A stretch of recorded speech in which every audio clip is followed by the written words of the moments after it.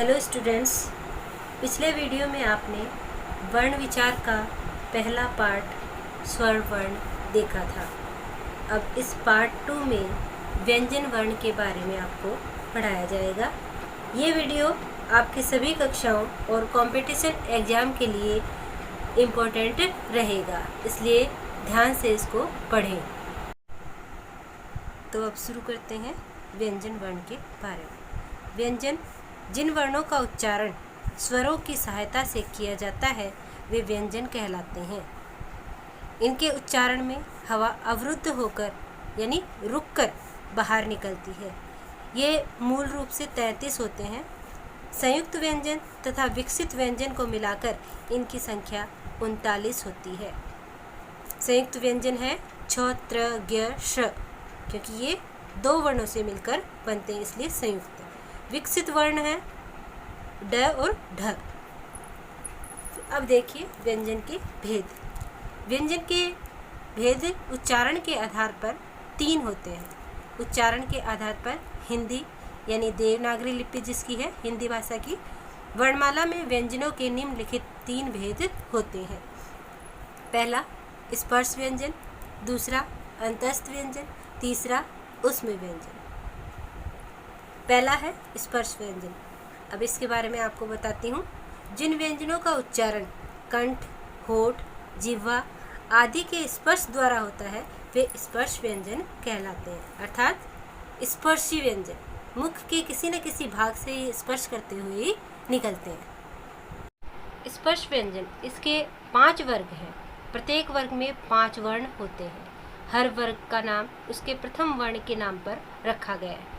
जैसे देखिए क वर्ग, च वर्ग, ट वर्ग, त वर्ग, प वर्ग, यानी क, ख, ग, घ, ड़ ये क वर्ग में आ जाएंगे। च वर्ग में आ जाएंगे च, छ, ज, झ, य।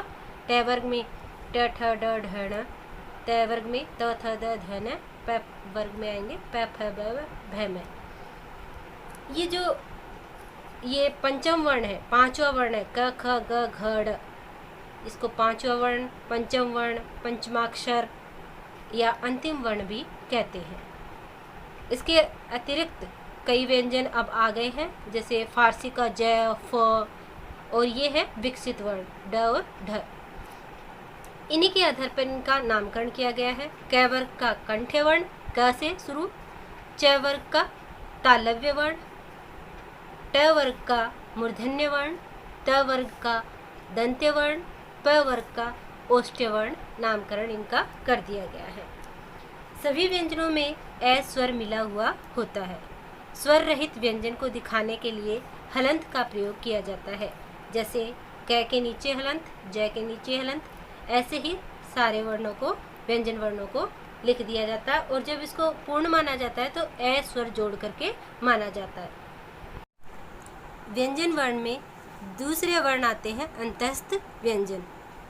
जिन व्यंजनों का उच्चारण करते समय जिह्वा पूरी तरह मुख के किसी भाग को नहीं छूती वे अंतस्थ व्यंजन कहलाते हैं। स्वर व व्यंजन के बीच या मध्य का उच्चारण इनका होता है। ये संख्या में 4 हैं, य, र, ल, व। इसके बाद आता है ऊष्म व्यंजन। जिन व्यंजनों के उच्चारण में हवा के रगड़ खाने के कारण मुख से ऊष्मा यानी गर्मी निकलती है वे ऊष्म व्यंजन कहलाते हैं। ये संख्या में 4 है, श, श, श, ह। ऊष्म यानी गर्म। अब आते हैं आगे कुछ भिन्न चीजें इनसे, जैसे संयुक्त व्यंजन किसे कहते हैं और द्वित्व व्यंजन किसे कहते हैं, संयुक्ताक्षर किसे कहते हैं। अब अपन देखते हैं संयुक्त व्यंजन। 2 भिन्न व्यंजनों का परस्पर यानी आपस में संयोग यानी मेल संयुक्त व्यंजन कहलाता है। यह मुख्य रूप से 4 है, छ, त्र, ज्ञ, श। छ क और स से मिलकर बना है, इसलिए ये संयुक्त है। त्र त और र से जुड़कर बना है। ज्ञ ज और य से मिलकर बना, इसका उच्चारण ग होता है लेकिन ये ज से शुरू होता है। श, श और र से मिलकर बना है। इनके कुछ शब्द भी लिख दिया आगे जिससे आपके समझ में आ जाएंगे। अब देखेंगे द्वित्व व्यंजन। जब एक व्यंजन 2 बार मिले तो वह द्वित्व व्यंजन कहलाता है। जैसे धक्का, लट्टू, मिट्टी, बच्चा आदि। इसमें कै, इसमें टे, इसमें भी टे 2 बार आए हैं, बच्चा में भी च 2 बार आए हैं। अब है संयुक्ताक्षर। जब एक स्वर रहित, रहित यानी बिना, स्वर बिना, एक स्वर रहित व्यंजन का भिन्न स्वर सहित, सहित यानी साथ में व्यंजन से मेल होता है, तब वह संयुक्ताक्षर कहलाता है। जैसे मह, मन, प्र, न्य, क्य, सच, त्व, त्य, प्य, स्व आदि। इनके शब्द बनेंगे कुम्हार, निम्न, प्रश्न, अन्य आदि। इन्हें संयोगी व्यंजन भी कहते हैं। अब मैं आपको वर्णों का उच्चारण स्थान कहाँ कहाँ से होता है वो बताऊंगी। कंठ, कंठ यानी गला। जिन वर्णों के उच्चारण में जीभ कंठ की ओर मुड़ती है उनका उच्चारण स्थान कंठ है और इन्हें कंठ वर्ण कहते हैं। ये कौन कौन से हैं देखिए, ए, आ, अह और कै वर्ग पूरा आ जाएगा। कै वर्ग का अर्थ है क, ख, ग, घ, ढ और इसके साथ ही आएगा है और विसर्ग कंठ के नीचे काकल से भी बोली जाती है, इसलिए इसको काकल्य वर्ण भी कई बार कह देते हैं। तालु, जिन वर्णों के उच्चारण में जीभ तालु से स्पर्श करती है उन्हें तालव्य व्यंजन कहते हैं। ये हैं ई, ई और च वर्ग पूरा आ जाएगा। च वर्ग में आपको पहले बताया था कै वर्ग के जैसे ही च वर्ग भी होगा, च, छ, ज, झ, य और आएंगे य और श। अब आता है मूर्धा। जिन वर्णों के उच्चारण में जीभ मूर्धा यानी दांतों की ऊपरी खुरदरी जगह इसको स्पर्श करती है उनका उच्चारण स्थान मूर्धा होता है। इन्हें मूर्धन्य वर्ण कहते हैं। री और ट वर्ग पूरा इसमें आ जाएगा, र और स इसमें आ जाएंगे। आगे है दंत। जिसमें जीभ दांतों को स्पर्श करती है वो क्या कहलाते हैं, दंत या दंत्य वर्ण कहलाते हैं। इसमें आएंगे त वर्ग पूरा, त, थ, द, धन और ल, स, ज। अब आगे है ओष्ठ वर्ण। जिन वर्णों के उच्चारण में जीभ के सहयोग से ओष्ठ परस्पर मिलकर कार्य करते हैं उन्हें ओष्ठ्य कहते हैं। उ, उ और प वर्ग पूरा इसमें आ जाएगा। अब आगे आएगा नासिक के वर्ण। नाक से उच्चारण होने वाले जो पंचमाक्षर हैं वो क्या कहलाते हैं, नासिक के वर्ण कहलाते हैं। अंग, ड, पंचम वर्ण जो सारे ना, ड, न, ण, न और मैं, ये इसमें आ जाएंगे। अब 2 जगहों का स्पर्श करते हुए बोले जाने वाले वर्णों के बारे में बताऊंगी। दंतोष्ठ्य, दंत और होठ से स्पर्श करते हुए ये वर्ण बोले जाते हैं। ये ऊपरी दांत व निचले होठ से उच्चारण किए जाते हैं। ये है व और फ। आगे है कंठ तालव्य। कंठ और तालु से बोले जाने वाले ये हैं ए, ऐ। कंठोष्ठ्य गले और होठ से बोले जाने वाले वर्ण ये हैं ओ, औ। स्वर यंत्र से बोले जाने वाले हैं है और ओ जो उच्चारण होता है, आगत स्वर है ना, औ वो। अब ये चित्र बना दिया है, इसमें मैंने आपको समझा दिया है कि तालु कहाँ होता है, नासिका कहाँ होती है, दंत कहाँ होते हैं, मृधा कहाँ होती है और दोनों से मिलकर जो वर्ण बोले जाते हैं उनका मैंने चित्र बना दिया है। ये आप इसमें से देख लेना, पढ़ लेना। अब है द्विगुण व्यंजन या उत्क्षिप्त व्यंजन कौन से होते हैं, वो होते हैं ड और ढ। अब मैं आपको स्वर यंत्रियों में कंपन के आधार पर वर्णों के भेद बताऊंगी। स्वर यंत्रियों में कंपन के आधार पर वर्णों के 2 भेद होते हैं।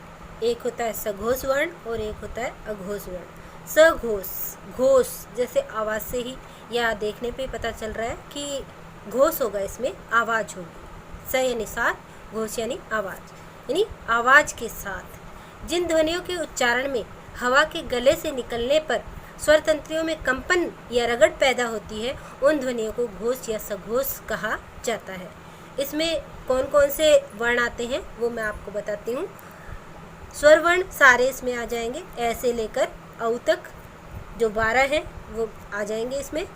व्यंजन वर्ण में प्रत्येक वर्ग का तीसरा, चौथा और 5वां वर्ण, तीसरा चौथा पता है आपको, तीसरा क, ख को छोड़ करके ग, घ, ड़, ये इसमें व्यंजन में आ जाएंगे। द्विगुण जो मैंने बताया था ड और ढ व अंतस्थ वर्ण और है इसमें आ जाएगा, यानी ये सारे इसमें शामिल हैं। इसको शामिल करके ये 22 हो जाएंगे। 22 व्यंजन ये हैं, तो ये सघोष वर्ण में आएंगे। दूसरा है अघोष वर्ण। जिन वर्ण के उच्चारण में स्वर तंत्रिका में कंपन यानी घर्षण या नाद नहीं होता उसे अघोष वर्ण कहते हैं। अ का अर्थ ही क्या होता है? नहीं। इसमें प्रत्येक वर्ग का पहला, दूसरा और उसमें व्यंजन इसमें आ जाएंगे, यानी उसके अलावा सारे इसमें अघोष में आ जाएंगे, यानी ये सारे इसमें आएंगे। क, ख, च, छ, ट, ठ, त, थ, प, फ, श, श व विसर्ग। अब मैं आपको बताऊंगी उच्चारण में लगे प्रयत्न की दृष्टि से व्यंजनों के भेद। उच्चारण में लगे प्रयत्न की दृष्टि से व्यंजनों के दो भेद हैं, अल्प प्राण व्यंजन और महाप्राण व्यंजन। अल्प प्राण, अल्प का अर्थ है थोड़ा, प्राण का अर्थ है वायु। जिन व्यंजनों के उच्चारण में सांस वायु की मात्रा कम लगानी पड़ती है उन्हें अल्प प्राण कहते हैं। प्रत्येक वर्ग का पहला, तीसरा और पांचवा वर्ण इसमें आता है और साथ में य, र, ल, व तथा सभी जो स्वर है ए, आ, ई, ये सारे अल्प प्राण में आएंगे। दूसरा है महाप्राण व्यंजन। जिन व्यंजनों के उच्चारण में समय तथा श्वास वायु की मात्रा अधिक लगानी पड़ती है उन्हें महाप्राण व्यंजन कहते हैं। इसमें आएंगे प्रत्येक वर्ग का दूसरा, चौथा वर्ण और श, श, श है तथा विसर्ग, ये महाप्राण व्यंजन में आते हैं। अब इनकी पहचान देखिए। जिन वर्णों को अंग्रेजी में लिखने के लिए अंग्रेजी के अच का प्रयोग होता है वे महाप्राण वर्ण होते हैं, और जिनमें अच का सहारा नहीं लेना पड़ता वे अल्प प्राण कहलाते हैं। जैसे अल्प प्राण क, ग, ट, ड, महाप्राण ख, घ, ट, ढ।